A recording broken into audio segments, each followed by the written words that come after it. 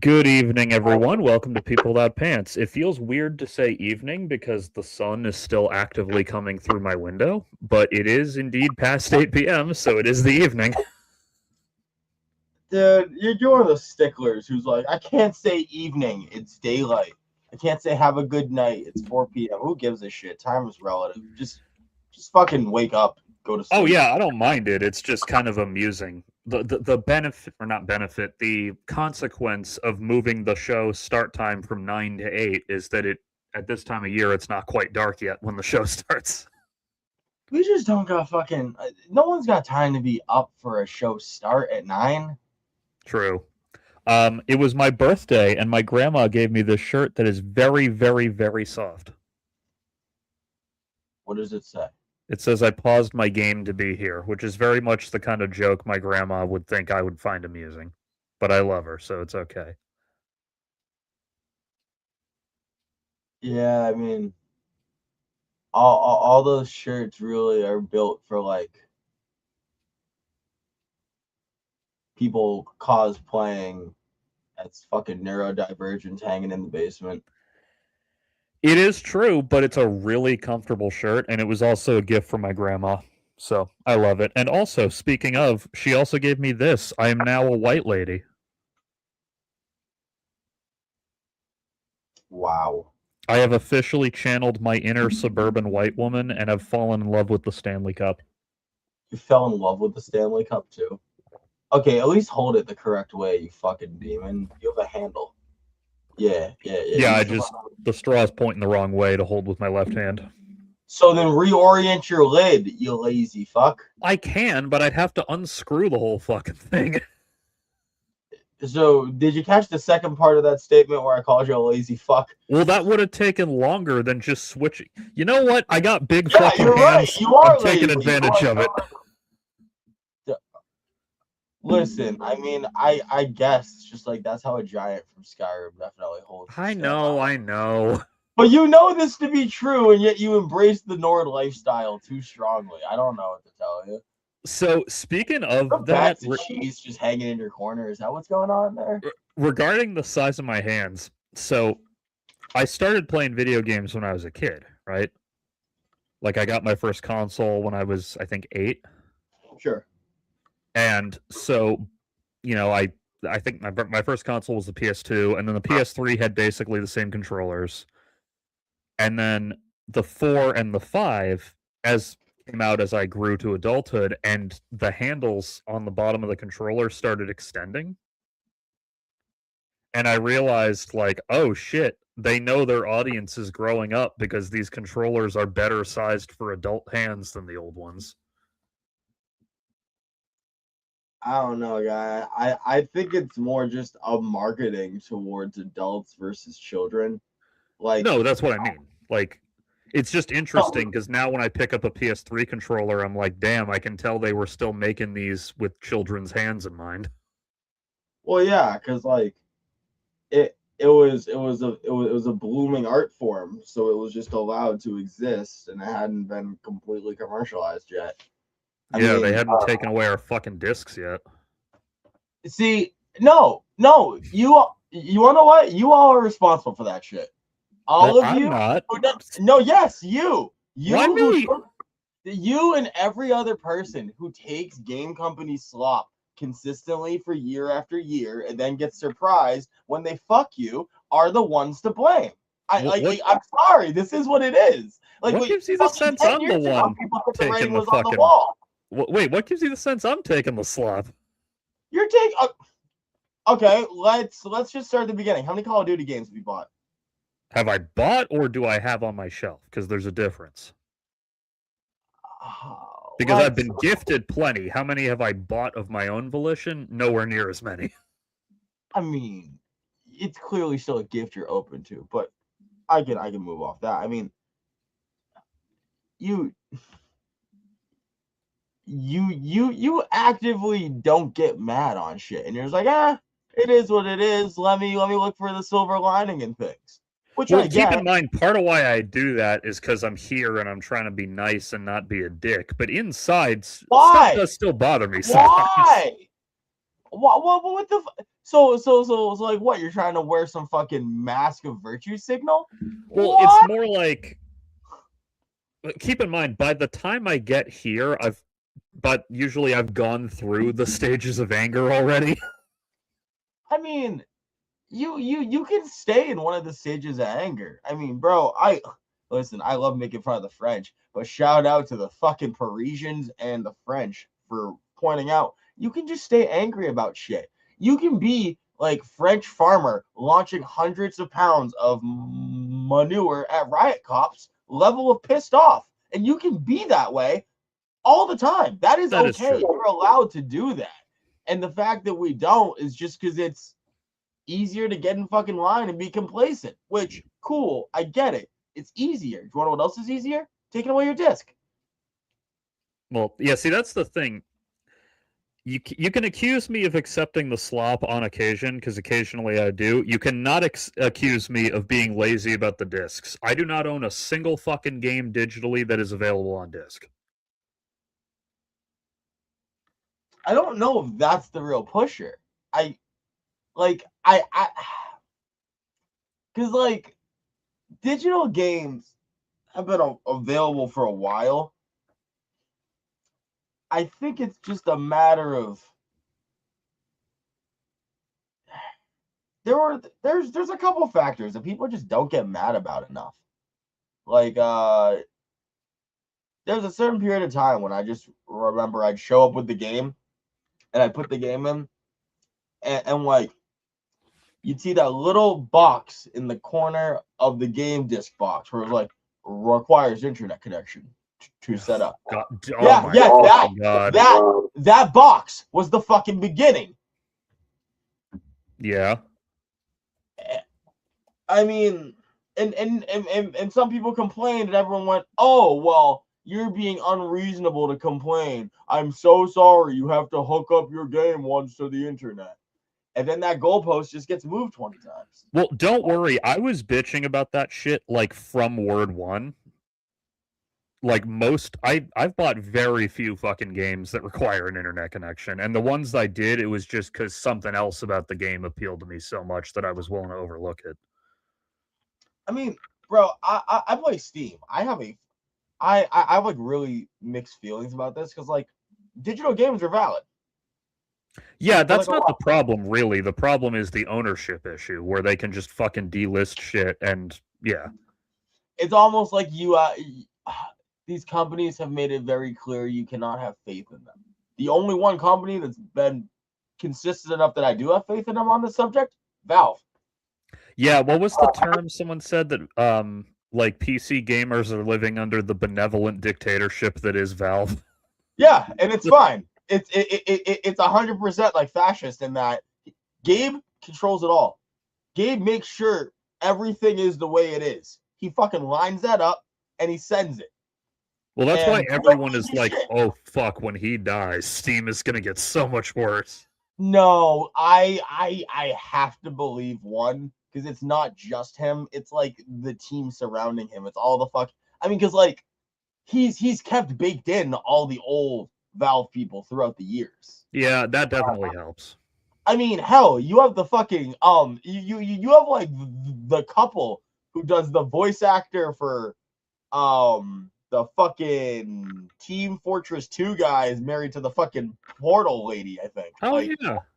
Yeah. He keeps his roster stacked. I don't think it'd be able to be taken over as easily as people think. And there would be signs on the wall. By the way, PC gamers have got any sort of problem. We've reacted.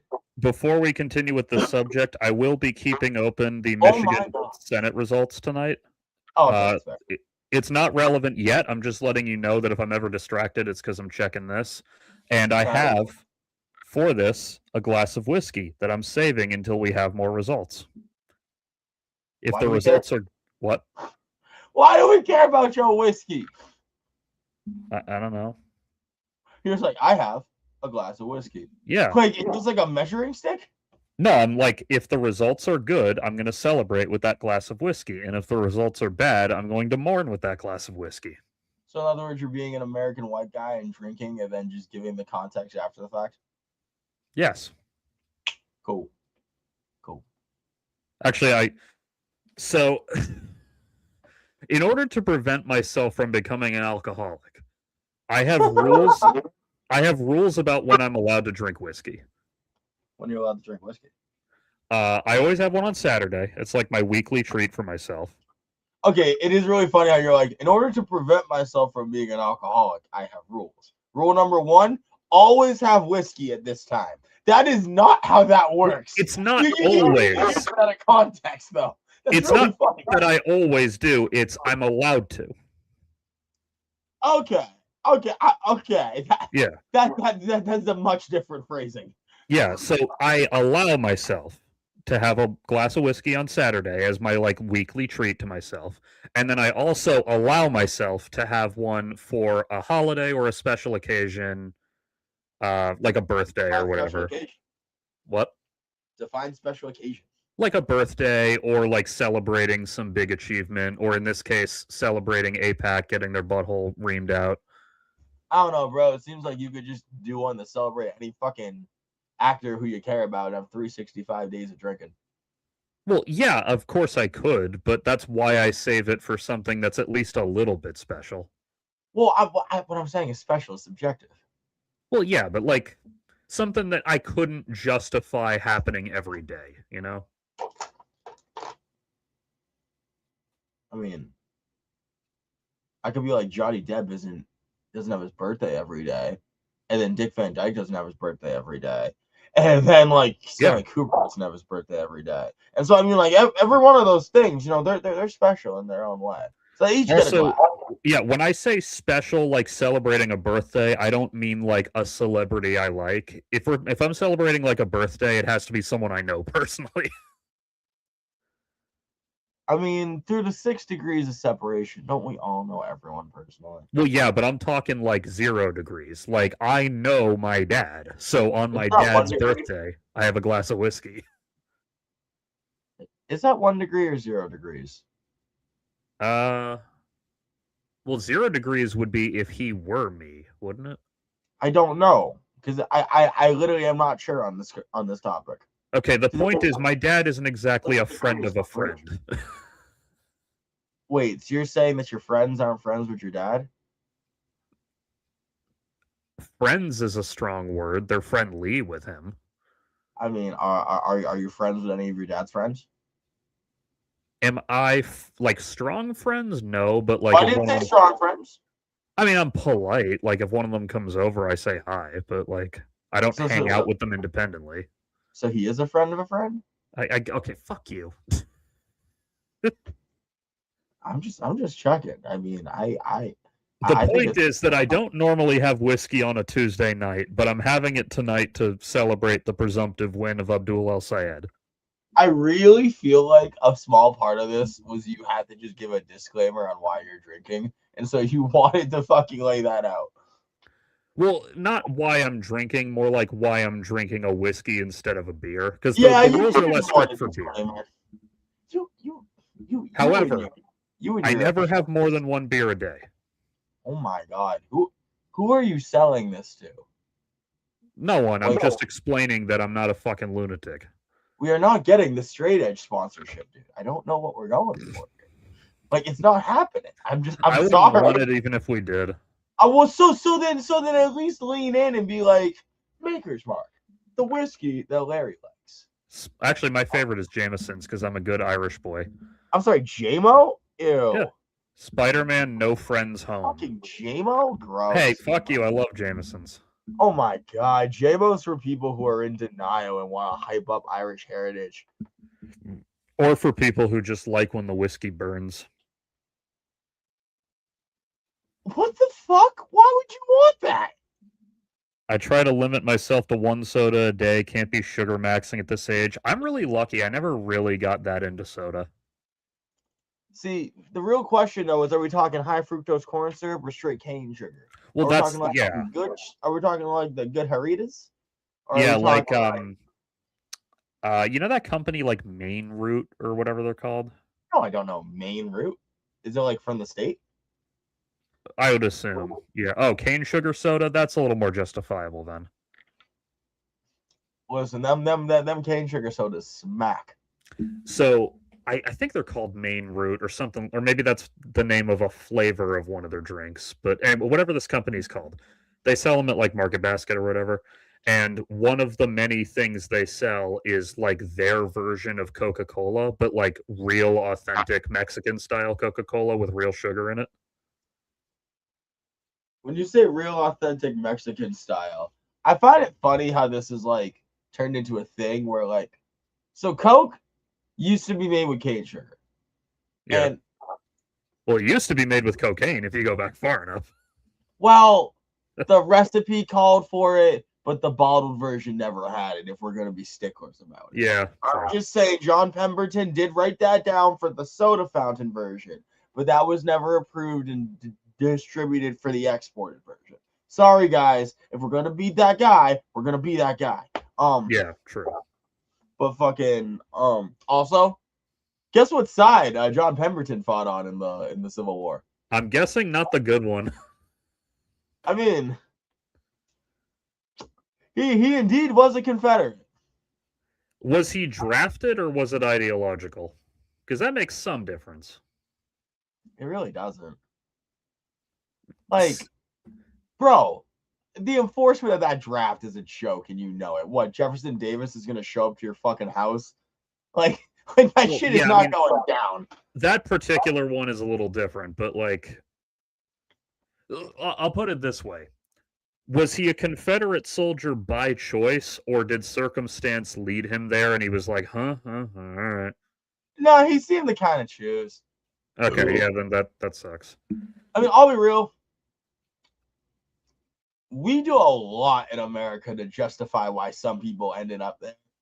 And I think it's kind of bullshit. Like I'm more fascinated by it than like justifying. True. I mean, I just don't see people trying to give as much credence to the Paperclip boys. Oh, the not like Operation Paperclip. That is a little, at least for me, that's a little different because in order to just be of use to Operation Paperclip, you had to be really high up. Whereas like Confederate veteran could mean like 18-year-old draftee who sat around the base for a year. Like, I feel like you should have to be an architect of the evil to be a part that I hold responsible. Well, yeah, I mean, I'm not saying I'd be friends with someone who had been a Confederate soldier. I'm just interested in why they were there so that I can adjust my view of them accordingly. I mean, why they were there, most likely because they were complicit in a society in which they were fine not being the bottom rung. And we're fine taking shit from up as long as they can shovel it down. So fuck you for that. Like, frankly, the most common answer is even simpler than that, which is just person with not much education was told to fight for their state, and they were like, sure. Yeah, but like person with not much education looking around seeing a slave economy. Oh, I didn't say it was good to be that way. Again, I'm just interested in knowing why they wound up there so that I can factor that into my research. I mean, I don't know, dude. They lived in a fucking slave economy. Yeah, it was really bad. Well, no, but like what I'm saying is like, how much fucking deep cut empathy do we need to get? Like, I'm not. Oh, it's not empathy. It's scientific for me. Like, I'm curious what leads a person down the path that ends here. It's like same with Hitler. I'm really interested in why Hitler was anti-Semitic, not because it justifies anything, but because it helps me understand why he turned into this.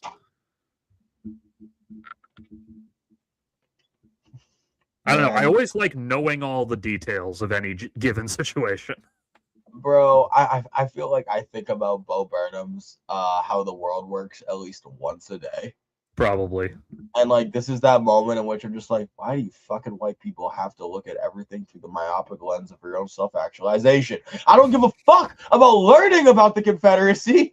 Well, I ultimately don't give a fuck either. I was really happy to see all the paintings of it burning to the fucking ground, but I am interested in knowing so that I can see. To me, so what? So we can prevent it? Well, I mean, yes, to some extent, but also because we should have a slave economy like that. Rise up so we even get to that conversation point. True. But it's also like knowing why they turned out like this adds to the satisfaction for me of watching them get their ass kicked. Okay, but newsflash, bro, they didn't get their ass kicked. They're still Well, oppressing people, yeah, I and know. You know what I mean. no, well, you know what I mean. That satisfaction is just a smug way of patting ourselves on the back. Kumbaya, racism's over. Everyone now we'll look up at that picture of MLK, say thank you, and let's just walk on because it's all good, folks. Like fuck that. Yeah, I Fuck agree, that. to be clear. And also when I'm talking about this whole scenario, I'm not talking just the Civil War, because there are other wars where the bad guys did firmly get their fucking asses kicked. When? Um I mean, World War II, it's hard to say because the denazification wasn't fully successful, but in terms of I mean, you'd toppling the also government argue. as it existed, it was a pretty resounding success. Not, I mean, you'd argue that with the Reich seeing it coming as far as they did, and essentially them breaking apart and trying to sell off and get rid of as much of it to not get taken by the wartime allies, as well as the fact that don't forget this nation had literally gone through being fucked by the world before, and so had a plan for hiding their own shit. That is Like that. true. That is something we didn't talk about a lot. They had gone through this with Versailles, and they're like, absolutely not. It's interesting because think of how bigotry works right now. None of these fascists running the show are personally bigoted, or at least that's not their driving motive, kind of like Superman Yeah, smashes the Klan. They it's don't it's actually believe in white supremacy mostly, they just use it to turn people against each other and make it easier to control. True. well, that's the banality of evil. Also, regarding the thing you said earlier, Stewart's root beer is not my favorite, but in terms of like mainstream root beer brands you can find at any store, they're one of the better ones. I I hear from the root beer people that if you're buying root beer at the main stores, you ain't drinking root beer the way root beer should be drank.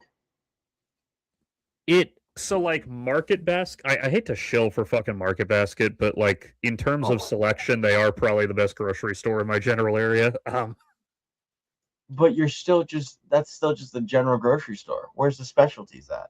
Well, the reason I just bring up that store in general is because despite being a general grocery store, they have a way wider selection on most stuff than you'd expect. So, Have you checked the candy stores? well, that's they will have a different one. I'm just saying that Market Basket does have some decent root beer despite being a mainstream grocery store. I don't mean the shill, but if I could just get a little taste of that, like heal just a little. I don't. Are you trying to What's suckle the root beer titty? What do you? I'm trying to suckle on the non-RDT Market Basket titty that apparently we're shilling from. So come here, give me some of that. I don't know. It's just that is true. I Yeah, personally Trader get annoyed Joe's at is also basket. fucking great. I've just been annoyed at the Market Basket lately. It seems like I how do I put this? It does vary a lot in quality depending on No, which no, Market Basket you're at. Like, how do you put this? The thing with Market Basket that people don't talk about is it's essentially cosplaying the aesthetic of a grocer in exchange for you dealing with a lot of stupid shit. And like, bro, how many crackheads do I have to walk by? But oh, God forbid your fucking cashier doesn't have a tie on. What are your priorities?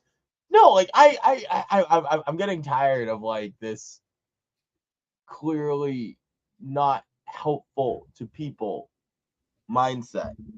Like I mean, I've seen so much from the basket when it comes to just making sure they get that extra little cent. Like fun fact, all the food waste from at least the basket that I use regularly, they have like weird deals set up with farms where like their pigs get all the fucking all like the waste from it and everything, which I mean I guess isn't terrible, but like a lot of these grocers out here doing like large scale food donations, banks, all that. I mean it. I don't know how much I'm supposed to value these guys for saving me 30 cents on a product when they don't seem great for the community. Well, I mean that's fair. Like I said, it does vary dramatically depending on which market basket you're at. Yeah, that's true. And again, they are just a grocery store, so the extent to which I'm willing to shill for them is very limited. All I said was they have a good selection for a mainstream grocery store.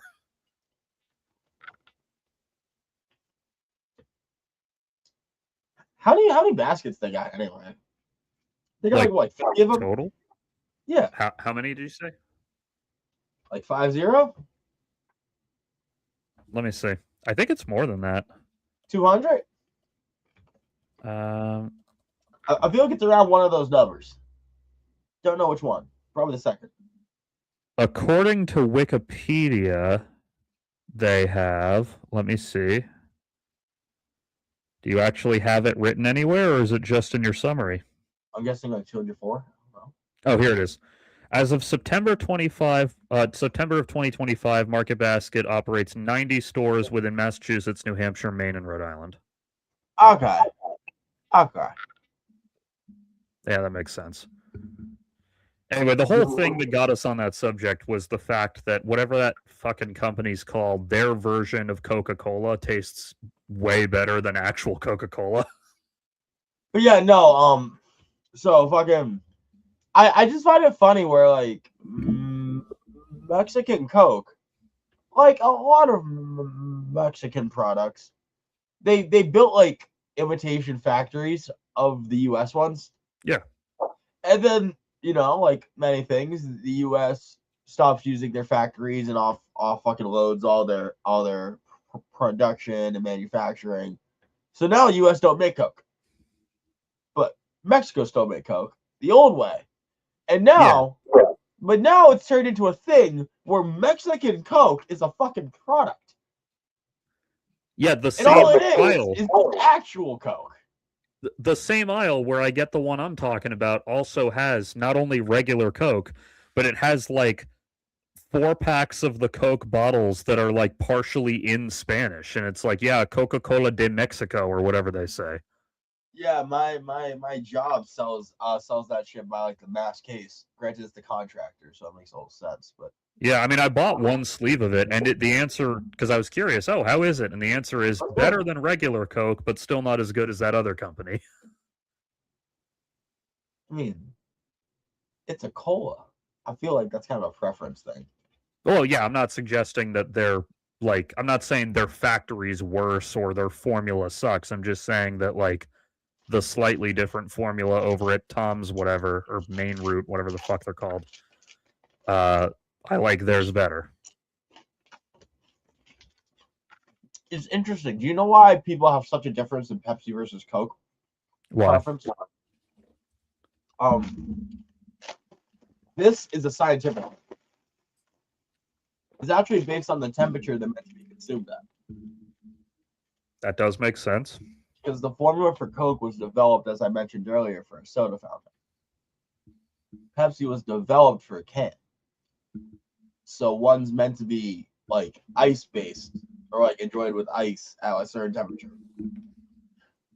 One's meant to be rolled out of a machine at a certain temperature. Mm. And that's why there's a different sweetness to it. That does make sense. I mean, obviously, I don't know the fucking exacts on why, but like that was the basis of the switch anyway. Yeah. There's also the whole like, when you get it in a can, it's pre-mixed, whereas when you get it at a restaurant or store or whatever, it's like syrup being fed through seltzer water through the machine. That creates a different combo too, and like that's why you see all the memes about like McDonald's Sprite hits different. It's like, well, yeah, it's literally formulated differently than Sprite in a can. Well, no, that's because McDonald's does two things with that. They have extra syrup in their sodas because it gets you to want them salt more, and two is fucking what do you call it? They increase the carbonation because that makes like you drink that shit faster, rinse, repeat, eat more fries. Like literally, their soda scientifically makes you eat a little more fries. A little more. Sorry, I'm just checking the Michigan thing. Regarding the subject of root beer specifically that was brought up earlier, my favorite brand in terms of like ones you can find pretty much anywhere is Virgil's, but I drank so much of it that I'm a little sick of it now, so now I'm drinking like ginger beer and shit instead. Virgin's root beer. Yes. No, Virgil's root beer. But yes, it can be drunk by virgins. I mean, it mostly is. Is it? I mean, maybe. I don't know. I feel like anyone who drinks a Virgil's root beer and it's like, I need me a Virgil's root beer, probably doesn't have giant priorities. I mean, I did drink it before losing my virginity and after, so whatever that says. You lost your virginity? Good job. Very funny, yes. How funny was it? Not very. I fucking wish, dude. I feel like I'm a goddamn virgin again because it's been so long since I got to sniff any fucking trim. What the fuck is wrong with you? Don't say that. Don't say that. I would like to apologize for that disgusting comment. I would as well. You're gross. I know. You're gross. This is why you don't have a girlfriend. Yes, I'm sure it has nothing to do with the fact that I live in a town populated with geriatrics. No, I'm sure it actually is because you're antisocial and like, well, you still wear masks outside. Not usually, no. The fact that you say usually. Well, if I carry one with me, and if there's a dude next to me who's visibly sick with a cold, I put one on. What I'm hearing is I'm putting up walls between me and the world. Yeah. And not locking them down. I like walls. Walls are good. Well, I can decorate walls with cool shit. All right, Pink Floyd.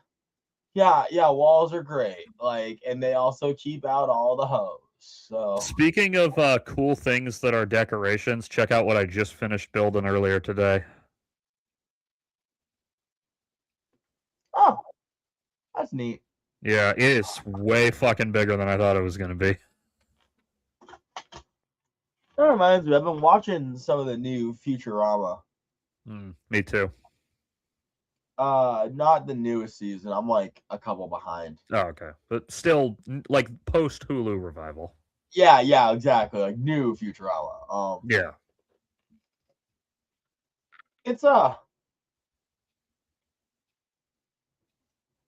Matt really, like, he does not know how to do anything that's not based on the fact he's established, huh? I don't think he does it himself anymore, really. I thought he did Futurama. I thought he didn't do Simpsons. I mean, he has like some involvement, sure, but I don't think he's like in the writer's room. I think he's probably just like signing off on pitches or whatever. Ugh. Or maybe not even that. I don't know. I mean, he's got to do something, right? Well, I'd assume what he does all day is count his billions from fucking Simpsons merch. But like, that's not fulfilling.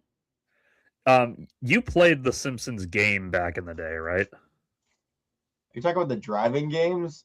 No, the one that's just called the Simpsons game. No, I didn't play there are two Simpsons video games. Everyone say it with me now. Road Rage and Hit and Run. Those are also great, but there's a third great Simpsons game that everyone forgets about, which is the Simpsons game. We didn't forget about it. We just only care about GTA Simpsons. That's all I need is GTA Simpsons and nothing else. I need to play Hit and Run again. It's been too long. I think I still have my PS2 copy of it in my fucking parents' basement somewhere. I need to go find it. I mean, you can always just emulate the damn thing. Well, I could, but if I already own it, I might as well just play the one I already own. If you already own it, you can emulate it legally. True, but I can also just walk downstairs and grab the disc. Anyway, so the Simpsons game, which is because the game gets kind of trippy and like fourth wall breaky as it goes on. But you go to confront Matt Groening at his house, and like some of the destroyable objects are big stacks of cash. There's gold coins that Bart can pick up as ammo for his slingshot. That's fun. That game is actually the reason I know how his last name is pronounced, because in the opening cutscene of it, he's like on the phone saying, I demand you put a stop to them before they reach me. And then the secretary goes, yes, Mr. Groening. And he says, it's graining. And she says, are you sure? And then he just goes, no, I guess not. It's one of those, I know technically it is. I refuse. Yeah, I only know it because of that. I think that might be the only time I've ever heard his last name spoken aloud. Because I've heard it in one other. I heard it said one other time where I was like, what? And I'm like, I had to check into it. That level also has Bender and Zoidberg as like mini boss / repeating enemies. I have to say, I'm somewhat underwhelmed by animated crossovers at this stage of the game. Yeah. Actually, at the time I first played that game, I never watched Futurama, so I didn't even know who they were. That's weird. I was like 9 years old. I'd never seen Futurama. Like, I knew of it. And I knew, oh yeah, these guys are from Futurama, but like I didn't know who Bender and Dr. Zoidberg were yet. See, I just remember the good old days when you had animation domination. You could just get like a smorgasbord. Just find your favorite flavor. When did that programming block start?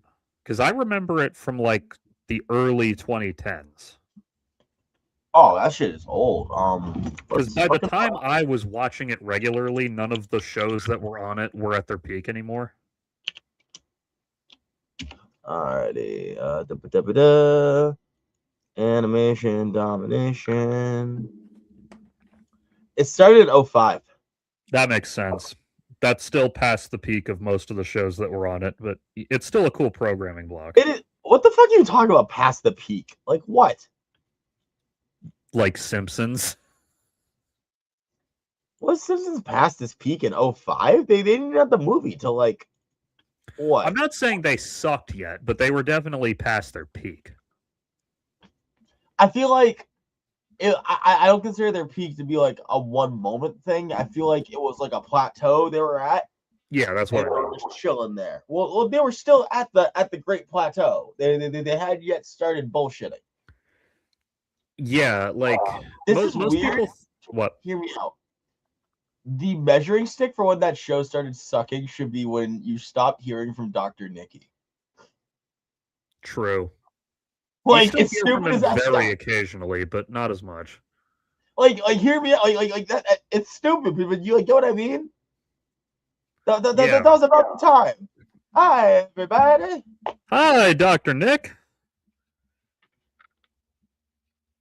Hilarious. I get it. I remember that lasted long enough that they did a Spider-Man joke with him, as in like specifically the Spider-Man movie. So I remember they kept Dr. Nick around long enough for that. Like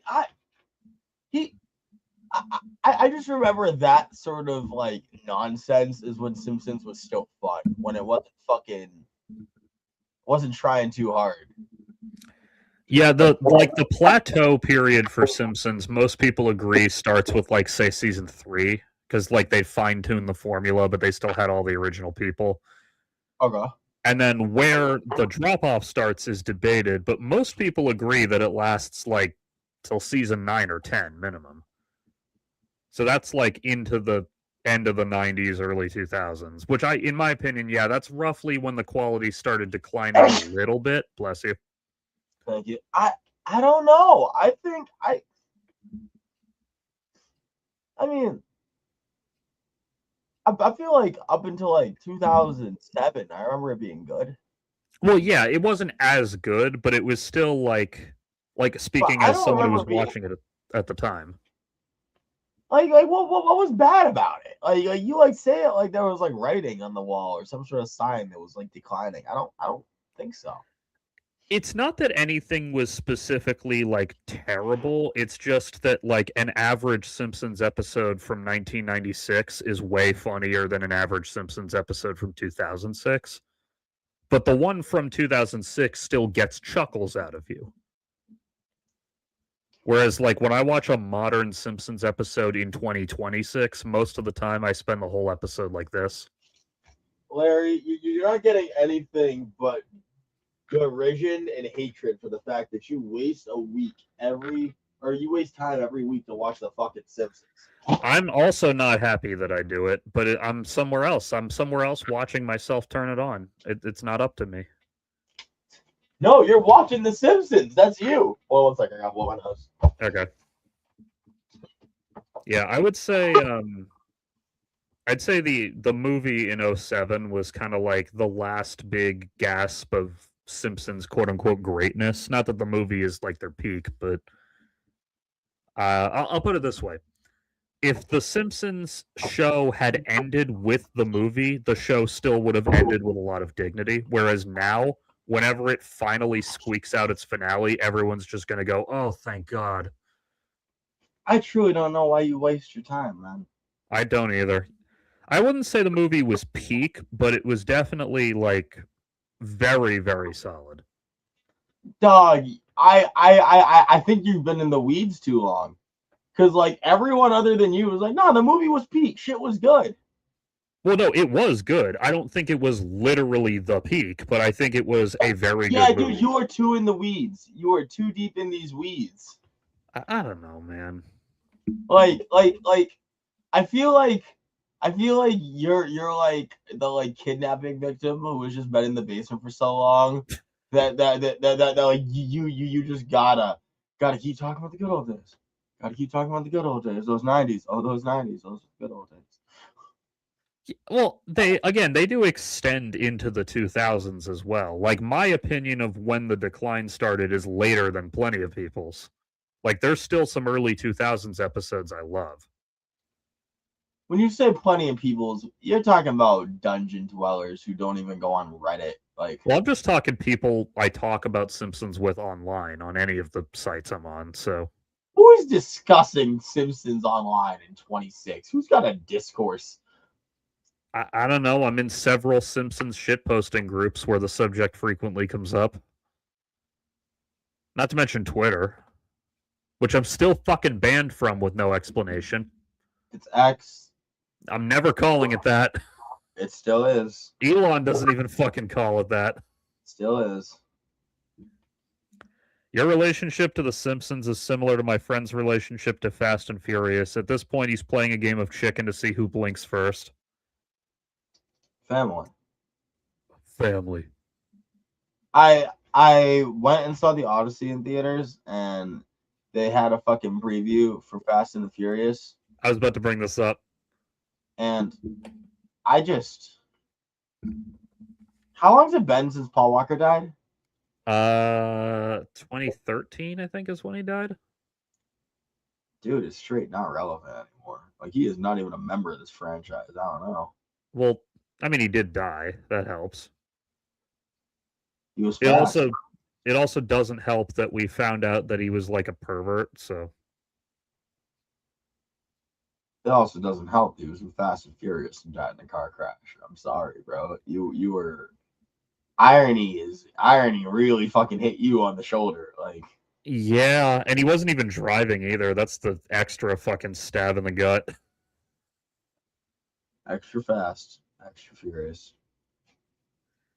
Have I seen, like, I know I've seen extended scenes from those, but I'm not sure I've ever actually sat down and watched a whole one of those movies. But yeah, I went and fucking finally saw the Odyssey. And it was pretty good. Don't make my opinion for me, you goober. Well, that's the opinion you told me via text, was you liked it despite some misgivings. What? We have enough black men getting their voice taken by random white guys. We don't need to add another one. Well, before you get into that, I saw the same Fast and Furious trailer for, like, I guess the 25th anniversary re-release. Is that what it's for? Yeah, because this is the 25th anniversary, so that must be why I know they're doing some kind of limited re-release of it. But when I was watching that trailer, I was just thinking, like, man, remember when this franchise was about car racing? I mean, it wasn't a franchise at that point, but yeah. Well, true, but, like, it stayed about car racing until it was like maybe not a franchise yet, but certainly like a trilogy, let's say. It was not. If I remember correctly, Fast and Furious 3 is the one where they're stealing the fucking Lambos off the truck at the same speed that the fucking truck's moving. Because I thought that it's was like, later. is it? 3 is Tokyo Drift, so whatever that means. Wait, 3's Tokyo Drift? Yeah. Which one's the one where they're like in Italy stealing cars? I think that's the 4th one, maybe. Okay, that's 4 then. It Okay. doesn't help that the titling scheme of these movies makes no fucking sense. Like, the first movie is called The Fast and the Furious, and then the 4th movie was called Fast and Furious. Yes.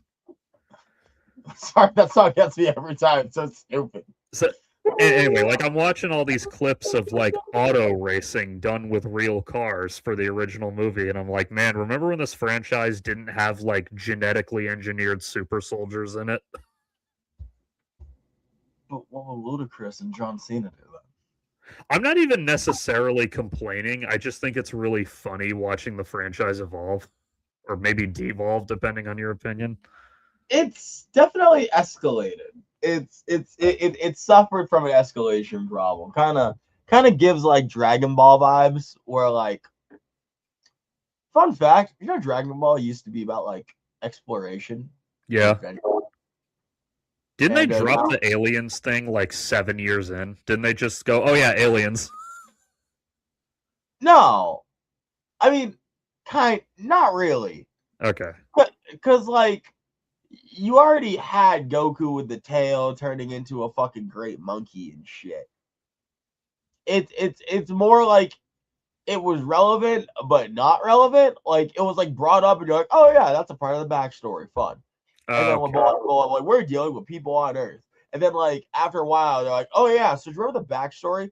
We're back. We got his fucking brother, bitch. And you're like, oh fuck. Welcome to Z. It's great. Oh, by the way, we don't really have anything like any significant count, but with the 6% counted so far, Abdul Al Sayed is fucking kicking Haley Stevens' ass, so that's good. Here, let me reload it just to see if. Okay, yeah, still the same. We probably won't have anything conclusive by the time the show's done, but I'll keep it open just in case anything huge happens. Yeah, at least I at least won't be here for like a super long night, just because as Larry knows, I had some personal things come up in the family, so I'm just a little occupied. But yeah, which is fair. I mean, I fucking oh, I didn't tell you the other thing I did today. I bet it's not as cool as some of the things I did. What'd you do other than the stuff I know about? Well, this was 2 days ago. Okay. But look at this imported Japanese rice. Hell yeah. It's like minute rice, but it's actually good rice. You know what I'm saying? So I do know what you're saying. So do you know what I am saying? Do you understand the words that are coming out of my mouth? I feel like we did a much different direction with that. Oh, I was watching a thing about Rush Hour the other day, so that clip is on my mind. Oh no, I was thinking of the greatest pimp of all time, Butters. Do you know what I'm saying?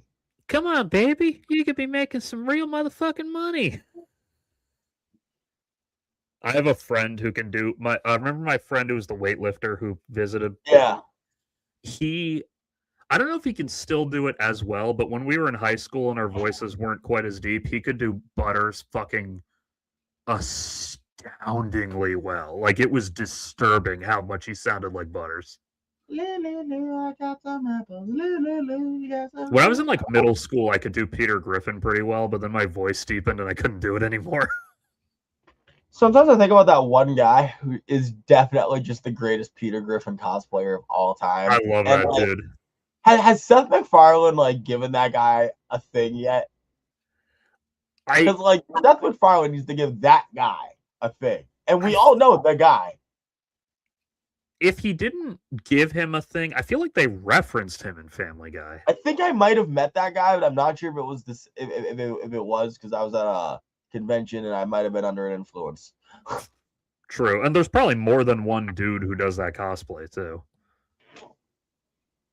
Anyway, the thing I was actually going to tell you. So my birthday was the other day, and my uncle, my aunt and uncle came over to celebrate, eat cake, all that.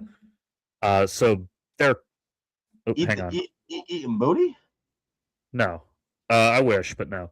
No, Seth MacFarlane did finally break down and get forced to adopt modern technology, I think. Bro, Seth MacFarlane not adopting modern technology is annoying as shit. I think he was finally forced to by COVID, if not before, because I remember during COVID he was doing Zoom interviews, so from what was clearly his house, too. So it's not like he was going to the library with a webcam to plug in or whatever.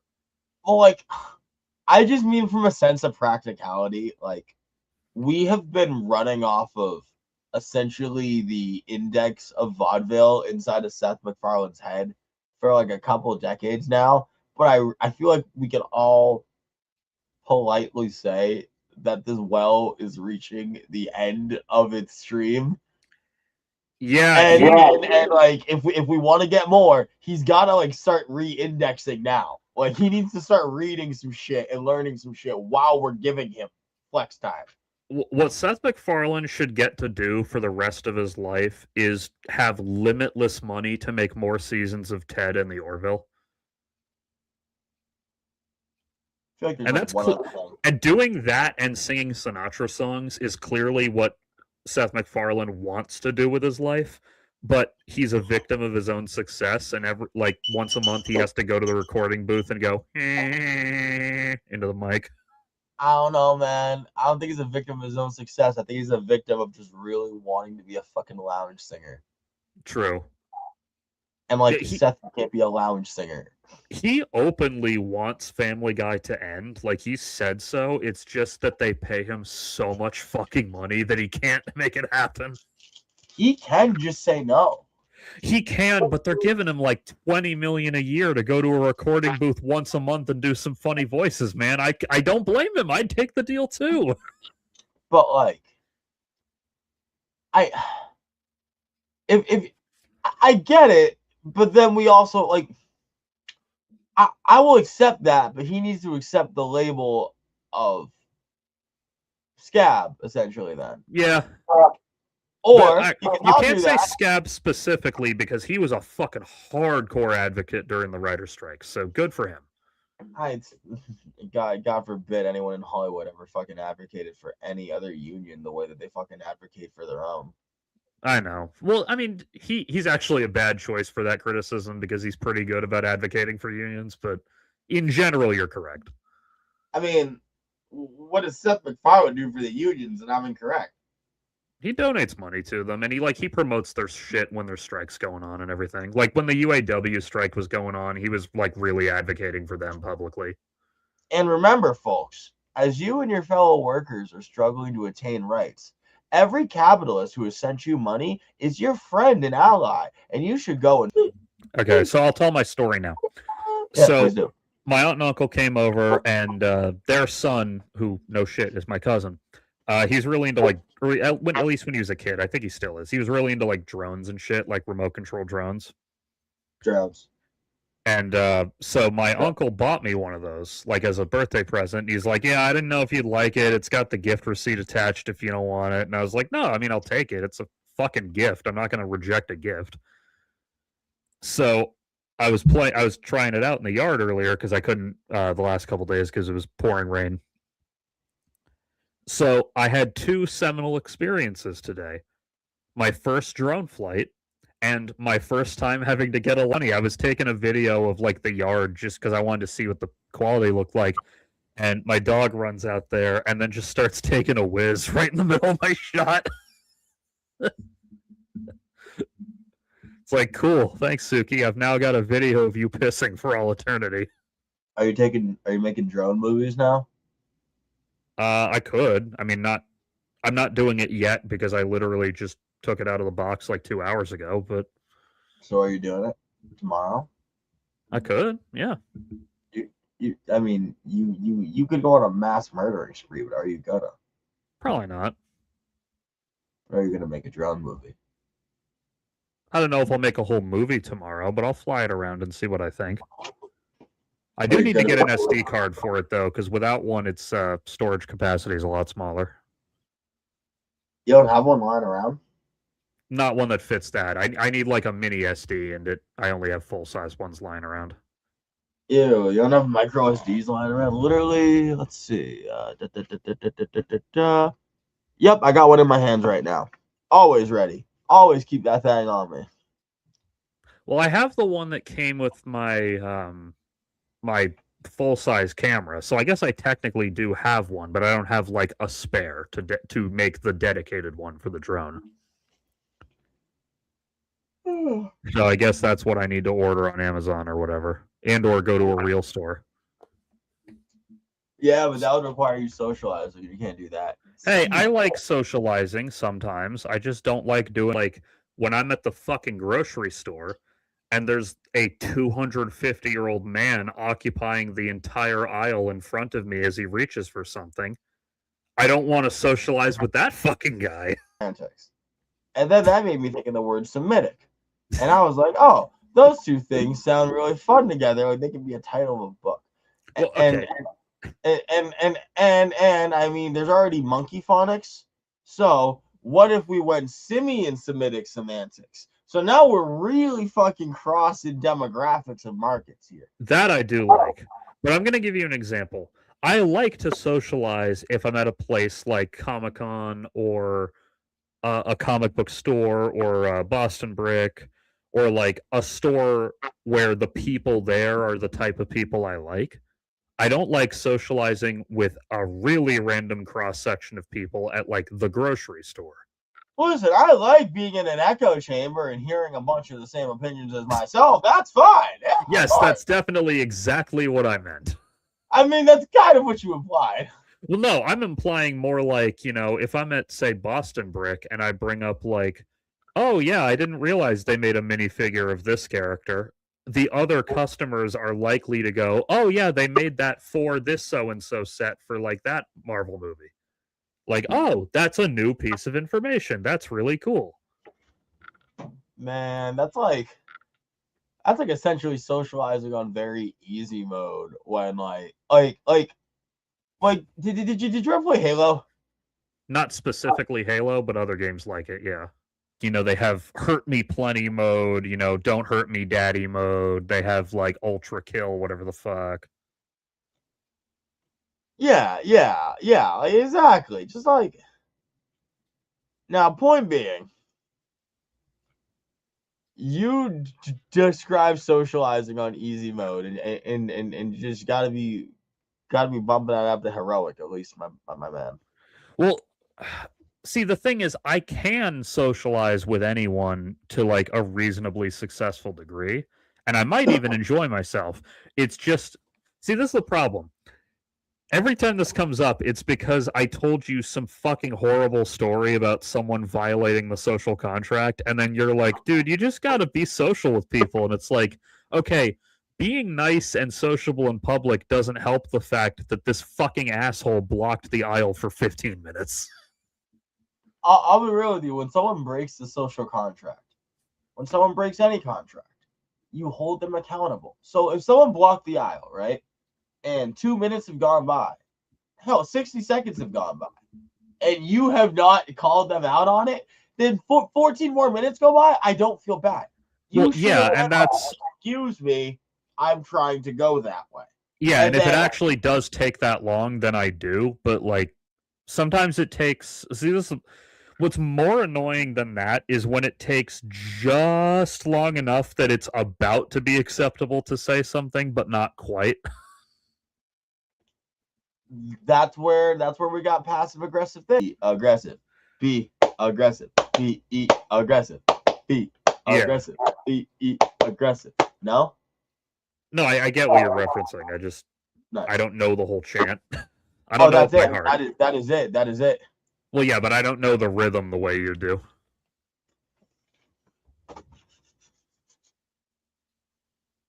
Oh, the caucasity, man. I was about to say, go ahead. You're like, come on, it's there. Listen, bro, I didn't watch that movie, and I'm like, all right, let me write down the syncopation real quick. Well, I didn't think so, but I did assume you probably watched it more times than I have. I saw it once. Oh, okay, then that is more times than I have. Come on, you gotta watch the Cheer movie, bro. It's a good movie. Which one is it again? Because there's a few. That's All Fired Up, I believe. Is it nuts that people get older? No, I don't mean it's nuts that she got older. I'm saying it's nuts that they had a high school aged actress playing the high school aged characters. They still do that. Occasionally, but a lot of the fucking. Actually, it's better now than it used to be. You get a lot of. They call it Dawson casting because of Dawson's Creek. You get a lot of like fucking 25-year-olds playing high school sophomores. Cause I'm just a teenage dirtbag baby. Nice, I mean, that's where my joke comes from. Like, remember, kids, it's okay to think the high school girl on the TV is hot because she's 24. I've got 2 tickets to Iron Maiden, baby. I very much enjoy when you can show someone a video of that song being sung live, and they realize, wait, there's 2 girls in the band, and they don't do that part. they don't touch that part at all. Like that's like just the one guy is like, I got 2 tickets to Iron Maiden, baby. Like just really leaning in for no What's reason. always really funny to me is when and virtually every band gets this eventually just due to the virtue of linear time, but like I'm always really entertained by a band who got famous when they were really young, so they have a lot of songs about like high school social dynamics. And then as time goes on, because that song is such a fucking legend, they still have to, like I feel like there's only one band you're describing that really hits it for me. I don't feel like Ween is worth bringing up here. I feel like Ween is a one-hit wonder. Oh, I wasn't even talking about Ween. I was thinking more like literally, I'm only thinking Blink. I'm like, this exclusively applies to Blink. Well, Blink, but then Sum 41 to a lesser extent, but also like Real Big Fish occasionally. That's outside my wheelhouse. Yeah, well, that one just sticks out in my mind because like they have a song called "Ban the Tube Top." Ban the tube top. I'm gonna guess it's about how they banned tube tops. No, it's really just more a song about like high school kid who is really into a high school girl who like. It's just one of those type of songs. Sure. But it's just funny to see that song played in concert because now they're like 50-something dudes singing songs about like, you know, there's a party I'm not invited to, but it's okay because I hate everyone in school. Like, but if you think about it, I mean, yes, but eventually it becomes so normal that you don't even think about it. For example. True. Yeah. Because like everyone's like, are you doing this? It's like, yes, I'm doing this. But so it's fine. But like he just renewed it. You know, gave that shit some new legs, and it's good. But I want to give Angus the respect that like he did revitalize it. Listen, Chuck gets a lot taken from him. I think he's fine to let the walk go and like move on to another dude playing an instrument. I think he'd be more mad at just the fact that not everyone every day looks at a picture of Yoko Ono and goes. Also, as far as I know, Angus Young never put cameras in the women's bathroom of his restaurant, whereas Chuck Berry did. So I kind of don't mind if shit gets stolen from Chuck Berry. No, we still care if shit gets stolen from Chuck Berry. Well, listen, personal dude being shitty does not excuse the fact that, like, systematically, man was robbed. When you think about who's been in power the whole time, that and also the bad habit of casting people well into adulthood as high schoolers, I think contributes to why some people think, oh, she was 17, that's not that big a deal. Because they hear 17-year-old girl and they picture fucking Sarah Michelle Gellar from Buffy. It could contribute. I mean, I think it's a self-feeding, like fucking snake eating its tail type of situation. I try this. Now that I think about it, you've read and or seen Carrie, right? Like one version of it somewhere along the way. I saw it. Okay. What? Wait, hold on. We're talking about the car? No, that's Christine. Okay, we're talking about the psychic. Yeah. I didn't see all of it, but yes. Okay. Well, it doesn't matter. The scene I'm about to bring up is like one of the most famous ones. The school dance? No, before that, she gets her period in the school shower, and all the other girls Yes. make fun of her. It's kind of like funny to remember that, but yeah, in the 1970s, it was more normal for like a 16-year-old girl to have not had her first period because we were still dealing with the effects of the shittier what? Was that actually the case, or was that a fun social thing we like to say because Americans are not good at discussing women's health at all? No, I'm not saying it was unprecedented. I'm just saying that like nowadays, probably just due to improved nutrition, most girls have had their first period by 16. I'm just saying, I think a lot of those scenes are probably written by men. Well, I mean, it's Stephen King, so it is written by men, but. Well, I'm just saying in general, like a lot of that discourse. I don't know how honest it is. Not very, but it is a known fact that the average age for first menstrual cycle has decreased a little bit as time goes on. Again, Sure, probably sure. just because of improved nutrition. Yeah, true. It's just one of those little time capsule things where, like, when you watch it now, you're like, she's 16 and she still hadn't had her first period yet? Whereas now it's, like, pretty normal to have had that. I'll be real with you, that thought never comes to me because I'm never like, oh yeah, let me put a fucking timeline on this woman's body, bro. Well, I mean, true, and it's a fictional character, which is why I'm willing to do it a little bit more because she's not real and there's no person who can get hurt by it. But I know, but I'm not trying to set a standard. Yeah, it's just kind of interesting. It's just one of those things that, like, oh, Not bad. You're right. Boy. I think there's a new fucking Carrie like mini series coming out on Prime or something. Oh, that being said, speaking of movies, I didn't bring up my thing with the Odyssey though. Oh yeah, go ahead. So yeah, no, like it was pretty good, but like not in the way that I think I wanted it to be good. Okay.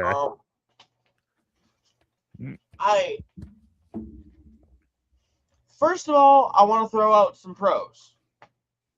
Of which there are many. Yeah, I mean, I know you normally are the movie review guy, but I figured I'd take a swing at it for once. Absolutely. I really liked that they brought up the I think I'm gonna pronounce this right, the Langostrians. I think that's right, yeah. Because for the dudes with armor who don't talk and they're giant and they smash shit. Yeah, the forced perspective guys. What? There's no CG in that shot, right? No, I just didn't hear what you said. Oh, forced perspective. Oh, nice. Because that's how they did it. They cast 7-footers and then 5-footers and then used forced perspective to make it even crazier. Oh, that's fun. I like that. Oh, that's why you don't really see Damon around him. I'm going on my own Odyssey trying to find an IMAX showing that's not sold out. Yeah, I didn't bother trying for an IMAX. It was a bitch, but I made it. Yeah, I just went to like the premium theater in the premium auditorium in my normal theater. I was like, fuck it, that's good enough. And I pulled that shit off. We got the last fucking tickets. I was in the literal front, but I hate that. I mean, I at first I thought I was gonna hate it, but then I realized I didn't have to see silhouettes of people, which always distracts me. So True. I like that. One of the Marvel movies, I think it was Captain Marvel, for the same reason I wound up with seats in the front row, which meant being like that. Yeah, the whole movie. Oh yeah, dude, my neck hurt for 2 days afterwards. I can't even imagine what it'd be like in a Netflix screen or a IMAX screen rather. Man, it was fucking. I liked how they had them. I liked how they included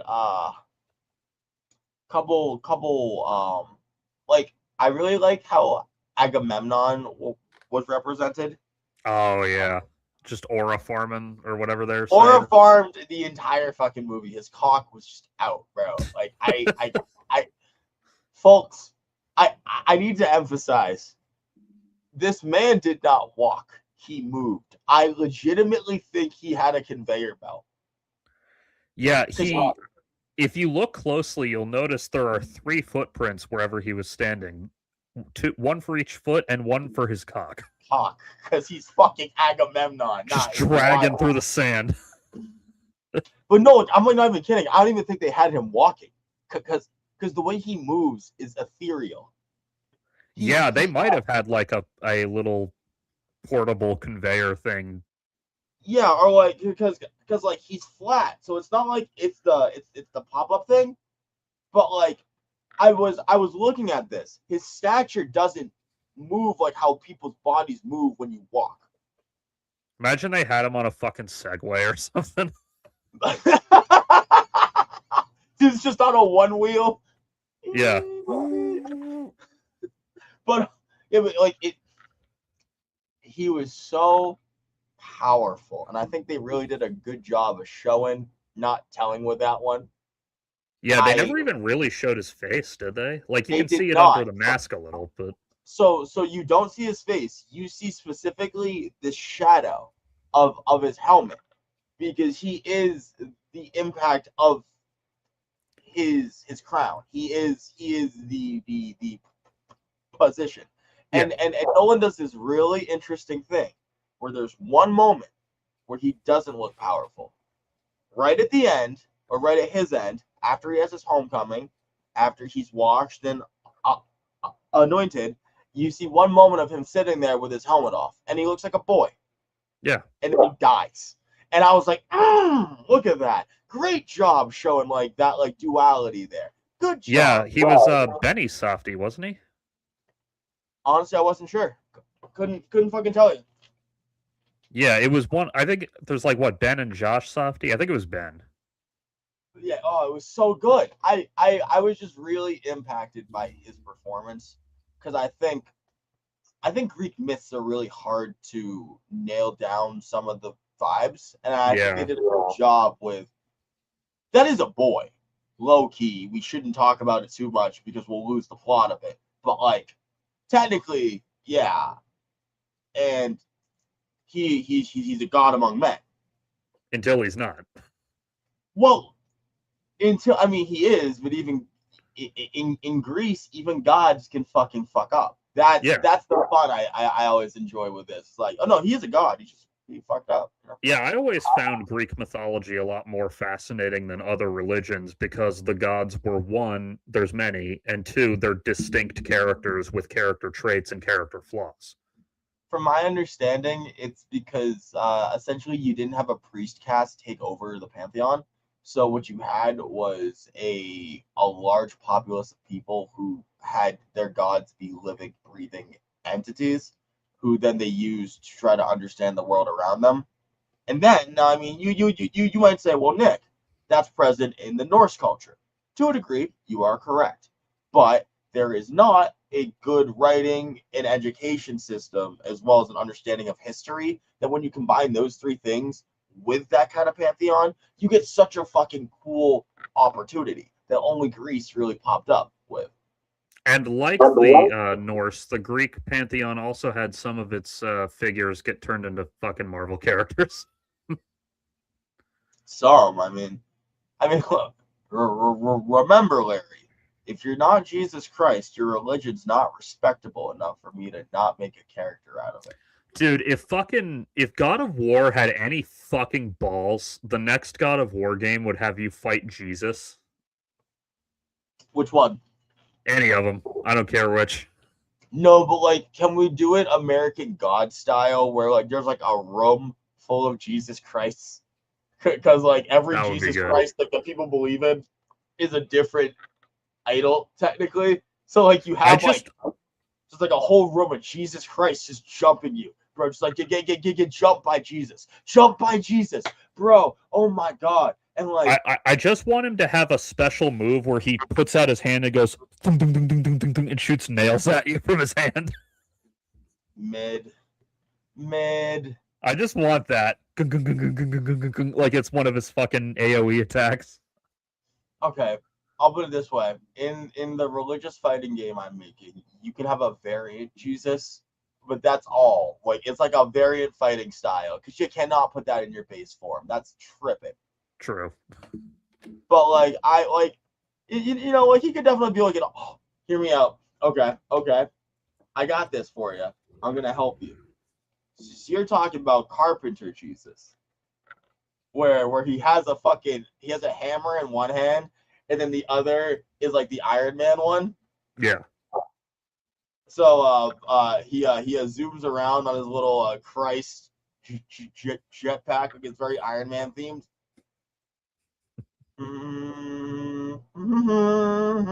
I was a car. Yeah.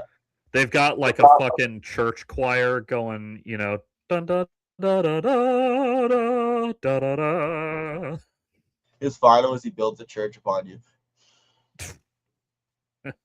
That's the Iron Man 3 theme for those of you who don't remember music themes just like I do. See,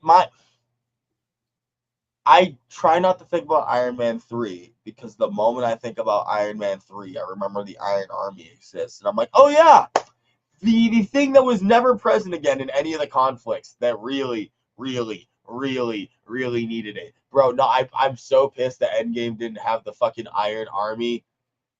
Like, yeah. And, to and be like, clear, don't when I'm argue talking, with me that Tony demilitarized it. He would rebuild it again. Fuck you. Don't try selling me that after Civil War at least he didn't rebuild the Iron Army. Suck me off if that's what we're doing. Like, I'm not saying I love Iron Man 3 in particular, though I do absolutely fucking adore the musical theme from that movie. huh? Like that. What? I just don't really have any skin in that game. Oh yeah. I'm like that though. Like if the music is good enough, it can carry a fucking movie for me. And yet you don't love Interstellar. It's kind of weird. Well, keep in mind when like, just that soundtrack alone should carry it. Then. Well, two things. One, I have not seen Interstellar since theaters, so I would probably like it more now than I did then. And two, when I said I didn't love Interstellar, I just meant in comparison to some of Nolan's other movies. I still think it's better than like most movies that get made. Hear me out. I want a supercut of the one super dramatic song from Interstellar when like he's making the fucking choice near the black hole. Oh yeah. But then I want Punisher guy to be doing his fucking crying speech. No, no, no, no, no, no, no, no, no, no, no, no. What was the original context of that? Is that what I'm? But it was John Bernthal you're talking about? Yeah, it was, right? Oh, wait, you mean when he's sitting in the chair like that whole thing? Can I do that one more time? I was off screen. Like the thing where he's like yelling. I like think that. So. Yeah, that is from Punisher, but if I remember correctly, that was him pretending to freak the fuck out. But I haven't seen it in years, so I might be wrong. Literally, I just typed in no, no, no. Yeah.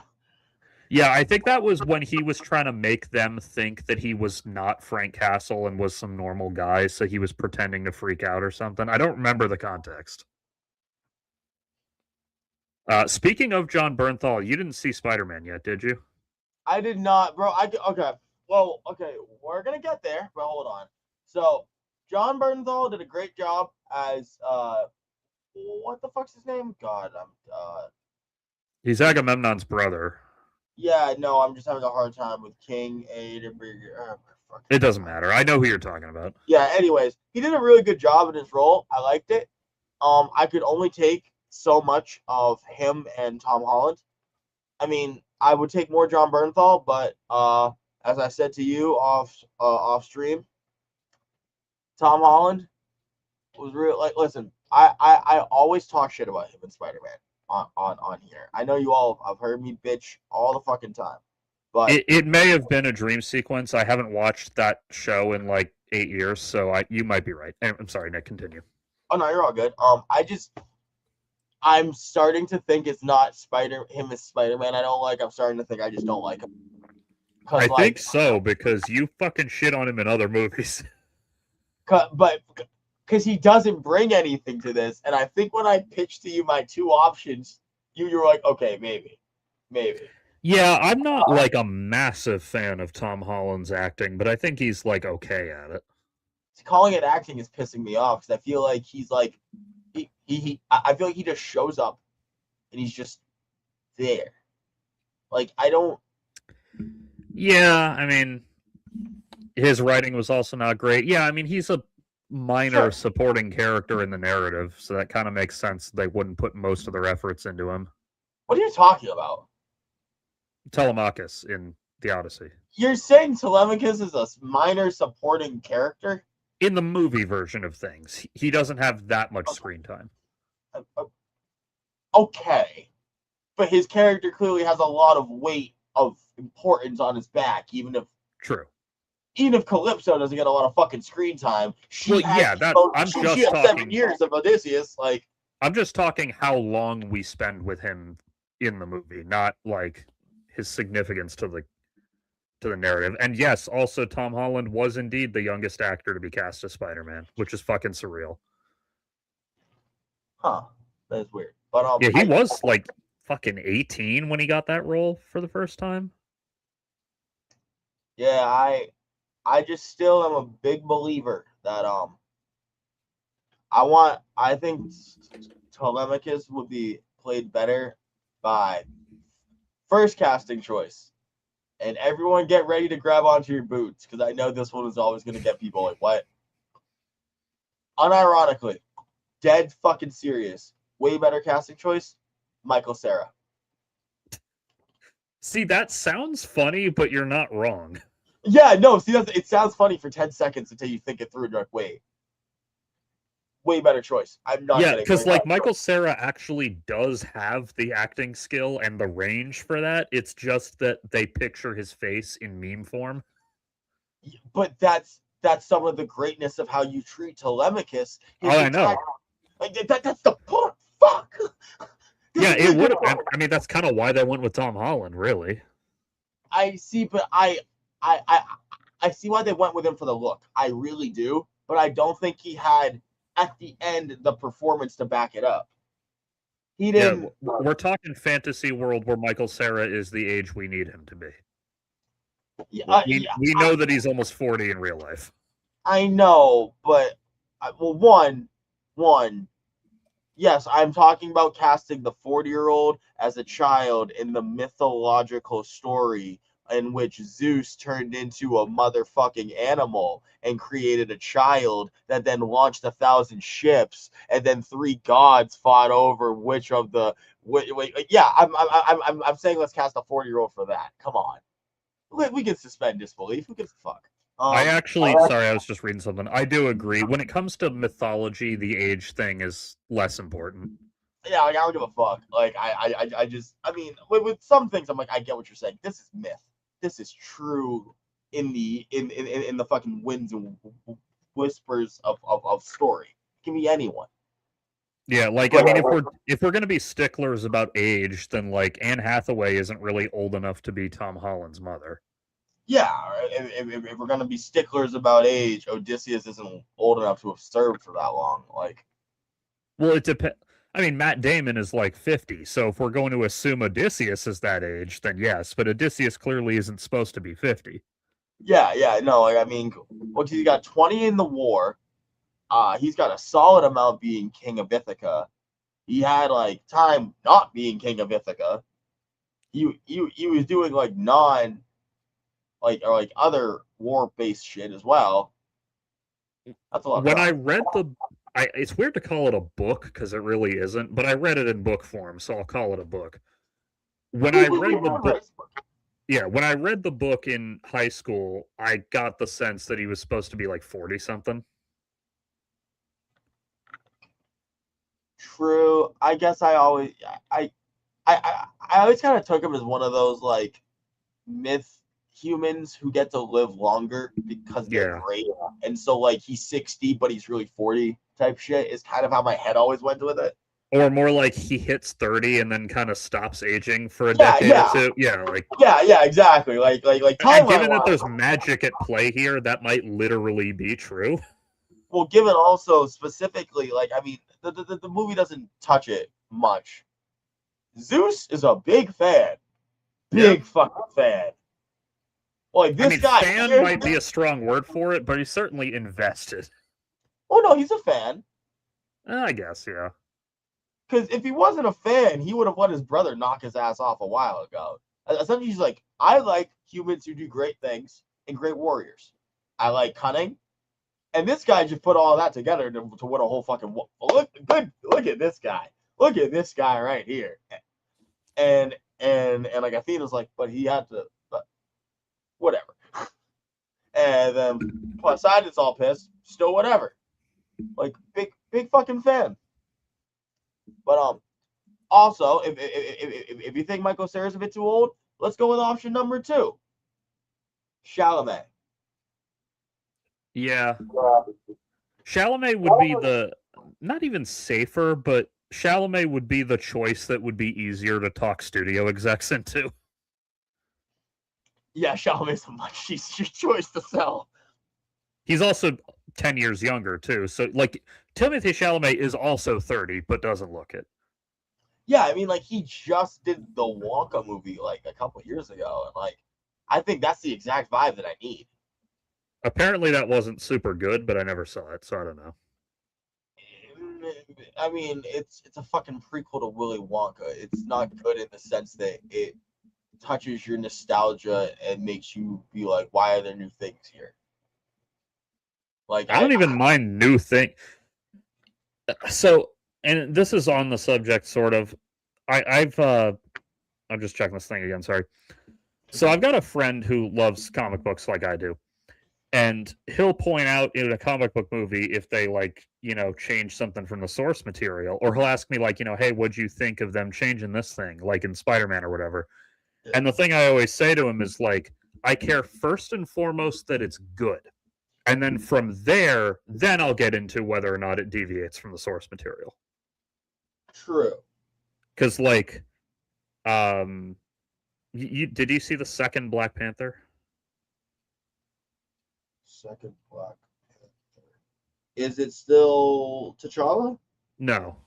He only did the one. Okay, so I was gonna say I saw everything with T'Challa in it, and then the moment they fast tracked Shuri because they didn't want to recast, I was over that. That is true, though the movie made it work way better than it had a right to, simply by virtue of Ryan Coogler is the director, so the movie can only be so bad no matter who interferes. I totally dig that. I feel like there's a precedent being set with some of this shit that's like problematic. Where like, okay, I get that there's a couple comic guys that we should like link up, like J. Jonah Jameson. He has one actor. It's all good. Yeah. Wolverine, he has one actor. I'm not fucking. I was never married to Chadwick Boseman. Well, really, the primary reason they didn't recast him is just simply because he had died so recently when the decision had to be made. Dig. Okay. Which is also why the X-Men cartoon, when they have Black Panther show up, he's specifically said to be T'Chaka. The reason why was because, even though it's a different continuity, because everyone was like, why'd they do that? The problem was when they were developing the show, he had just fucking died, but the show took a long time to develop, so by the time it came out, it had been a while, so it came across weird.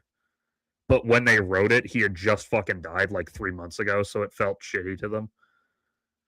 I get that. But anyway, the reason I brought up Black Panther 2 is because the antagonist of the movie is Namor. And so they spend a lot of time on Namor. They introduce his backstory and everything, and it's really had to bring the black villain for the black movie. I love that. Namor's not black.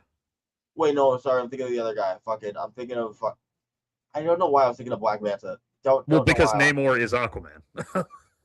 Yeah, that's okay. Yeah, thank you. Okay. So when they're talking about Namor's backstory, and I presume that this was motivated in part to make him different from Aquaman, because there had just been an Aquaman movie a few years earlier, they really changed Namor's backstory a ton. like his nationality, how he became who he is. But what they came up with was so fucking good that I didn't give a shit that it was different. What they Because come up? you know, like Tenochtitlan or like Kukulkan, all that like Mayan philosophy or Mayan mythology stuff. Yeah. They wove that in. Like the myth of Kukulkan is based on Namor. He gained his powers through like basically merging, you know, the sea people of Tenochtitlan with the human. It's complicated, and I don't want to spoil it, but they Okay. made Atlantis, or as they call it, like Tenochtitlan. They made it way more distinct and interesting and different from the existing mythology than it usually is in the comics. Huh. Okay. So even the people who didn't really like that movie a ton, like, were all like, well, the stuff they did with Namor was fucking great, of course. Okay. And the guy who played Namor was really good in the fucking role too, of course. But Who played him? what's his name? Tenoch Huerta, I think. He's coming back in the new Avengers movie this year. Yeah, this guy. Oh. Yeah, here he is as Namor, in fact. If I can make the image bigger. Yeah, and notice that they were unafraid to give him like ethnic looking jewelry and shit. You say unafraid, like I don't know. I kind of take that in the opposite way. Like I noticed that they are fans of kind of dressing them up.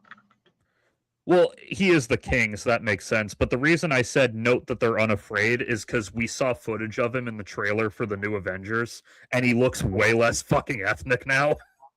Oh, how's he look now? I mean, he looks the same, like he's the same Well, actor show and me. shit. Yeah, here, let me pull it up. Yeah, yeah. Let me just see.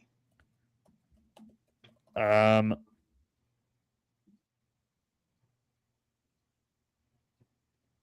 can I get a good shot of him? I guess this is all right. I don't need, in a sense, I don't need fucking holograms of Tupac. No, I don't mean like that. No. That is one thing that because everyone was worried, like, oh fuck, they're not gonna fucking CG him into the movie, are they? They didn't. No, I just mean like in general. I just don't need like more content from that guy. No, it's how much do you care about spoilers? Just go ahead. Um, remember you saw the first movie, right? Actually, I'll watch it. Don't spoil it. Okay, yeah, okay. Yeah, fuck it. The legacy of T'Challa will continue on. That's all I'll say. Doesn't it always though? I don't Well, want yes, no but legacy. yeah, I mean, unfortunately, when your actor fucking dies of cancer unexpectedly, you're kind of limited in your options. I'm not attached to him, man. Fucking time skip me. Well, they are doing that with the third one, I guess. Apparently, we just found that out the other day. Yeah, we didn't cover Comic-Con on this show just because Comic-Con doesn't interest me enough. But yeah, that was one of the revelations was that the next Black Panther movie will be like a time skip into the future a little. I feel like Comic-Con should interest you though. Well, I'd love going to them. In fact, before COVID, I used to go every year. It's just like I don't really care about the Hall H announcements that much. So why don't you go anymore? Well, now I probably could. I just kind of fell out of the habit.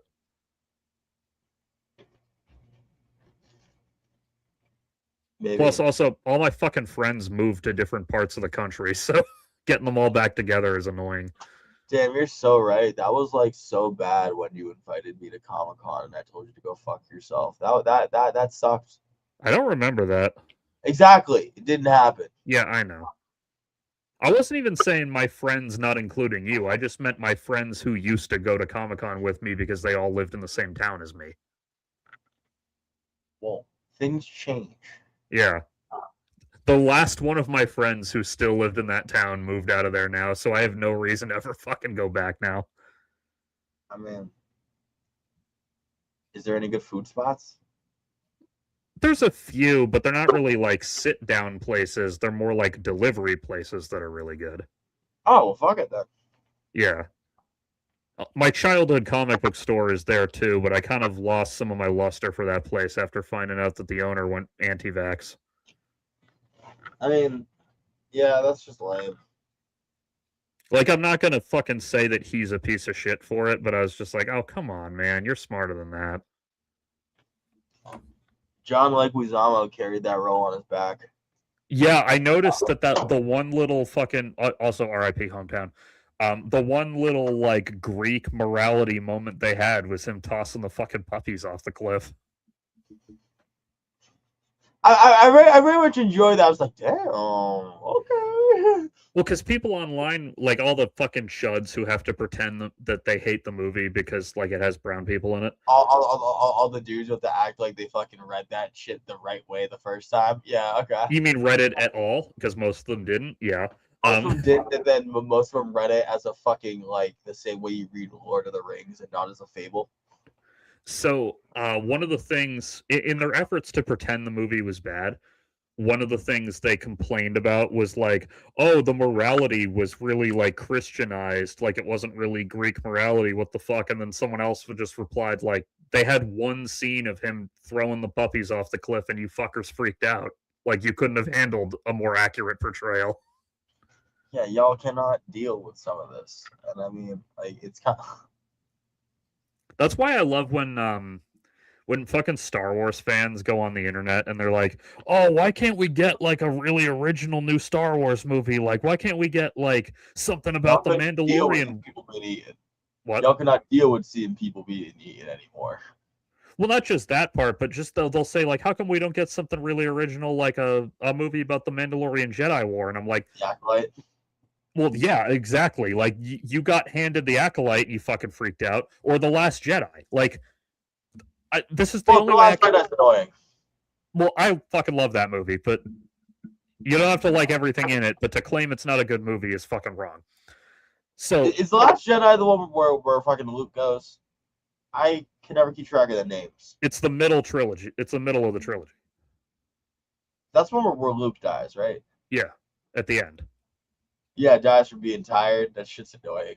He dies from force projecting his essence halfway across the galaxy. Yeah, that makes sense. No, it doesn't. Yeah, it does. You know how much effort that shit would take? When they cut to him during the fight, he's sitting there meditating like this. Yeah, dude, he was jerking off two force ghosts, one to each side. Yeah, very funny. So, I will never fucking forgive the Star Wars fan base for being handed the fucking filet mignon with scalloped potatoes that is The Last Jedi and being like, no, fuck you, I want my leftover McDonald's. Fuck you, I want my leftover McDonald's. I mean, I was not a fan of The Last Jedi, but I like The Acolyte, so I don't know. I mean, I have different tastes. Yeah, I'm not saying you have to be obsessed with Last Jedi, but the people who claim like, oh, it's a poorly made movie, no, you're just wrong. You just didn't like the creative decisions it made. Yeah, you just not like it. Like there's one or two things I don't like in that fucking movie, but overall, but it is an original movie interested in saying something about these characters. Sure. Or The Acolyte. Well, that's all new characters pretty much, but it's like other than one or two from the Acolyte, I just liked flat out. Yeah, like The Acolyte was interested in exploring the Force and telling a new story. And you guys went, fuck you, I hate looking at women, fuck you. Shout out Yorp. Yeah, I do love him. They didn't get their leftover McDonald's. They got a fucking recreation of leftover McDonald's. Remember leftover McDonald's? I remember McDonald's. Remember when the nuggets got soft? I remember. Well, so that whole thing started with Force Awakens. And even at the time, I was like, yeah, Force Awakens was a little too derivative of A New Hope. Yeah, it could have afforded to take a little bit more creative risk here and there. But it was the actor sucking off for me. What do you mean? Like when you have the people from the old movies show up and not have to do anything, and they can just ride the fact that they were here 30 years ago, so let's give them another paycheck. So that's the thing. Force Awakens, for all its faults it has, does something with the original characters, especially Han Solo. Han Solo has a very active role in that movie, and he contributes a lot to the plot. You are actively biased for Harrison Ford, however. Well, I mean, that does help that I love Harrison Ford, and also Han Solo is just one of my favorite literary characters of all time. I found his performance mid, personally. I mean, yeah, whatever, fine. Like, he's Harrison Ford. See, that's the thing. It's Harrison Ford. The acting performance can only get so mid. Well, I mean, Harrison Ford's sleepwalked acting performance is better than most actors' method performance. So that's that. Yeah, bro. I mean, take the shaft out your mouth. I'd like for the audience to hear you. Like, yeah, I know. Fuck you. But I am right, though. So whatever issues Force Awakens has, of which it has plenty, as a movie, it's pretty well constructed. It has great fucking effects shots. It has pretty good acting performances overall. Great action sequences, amazing music, some stunning fucking visuals that were all shot on location and shit. There's some really, really good shit in Force Awakens, regardless of any other issues it may have. So, as much as the member berries thing is warranted, Force Awakens is in many respects a real movie. I get what you're saying, but like, dude, the movie that birthed the member berries, I'm sorry, bro. You know what movie deserved to be the fucking source of the member berries joke way more than Force Awakens that came out only a few months earlier? Let's see what you're pitching. The first Jurassic World. No. And I'm not saying that movie's bad, though I don't particularly like it, but oh my, like, the first Jurassic World makes, or any of them really, but the first one, let's say, makes Force Awakens level of member berries look like fucking Blade Runner 2049. You're tripping. You're fucking No, tripping. watch it again. Like, there's literally a We scene. just saw that shit recently. There's literally a scene where Nick Miller from New Girl says, like, yeah, man, I really loved the original park. I hope the new park can recapture the essence of the original park. See, when they do that, it's like they're talking about the movie. That's not meta. Yeah, but that's the problem. But that's meta. That is that's a level beyond member berries. No, I know it's meta, but you can only get away with meta if the product you've handed me is good. See, but here's the thing. I'm fine with it, and I'm going to tell you why I'm fine with it. Because they went out of their way to be like, do you think this is what a dinosaur looks like? And when they gave that monologue, every single problem I had melted. It melted. Yeah, I'm not shitting on that movie too hard. It is, like, okay. And I did appreciate that when I saw it. Though I also would have, because of how Jurassic Park works and how long it's been out, I would have been fine with them just never acknowledging it. But it is cool that they put that in. No, I like that they acknowledge it because science is real and kids care about dinosaurs and watch Jurassic Park. Yeah, no, like I said, it was a welcome addition to the movie. It's just that if the movie hadn't had it, I wouldn't have been mad. It's not that I would have been mad, but I'm saying that because it had that, I really feel like it was trying to make a commentary on the movie a lot of times, where I feel like the Star Wars member berries are trying to make a reference to a thing I recognize. And that's the difference. That's more, see, that's the thing. It's not that Force Awakens has no moments like that, but that problem got a lot worse in Rise of Skywalker. And also in some of the other fucking Star Wars stuff. I remember. It's easily the best Jurassic World movie. That doesn't say much, but yeah, that's... Now, granted, I haven't seen the last two, so... How many Jurassic Worlds are there? 4 as of last year. The fourth one just came out last year. Do they all got Crunchyroll?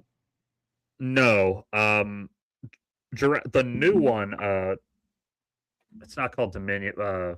What's the new one? Rebirth. Rebirth, despite sharing the Jurassic World title, is more of like a fresh start with new characters type of thing, which is why I heard reasonably okay stuff about it.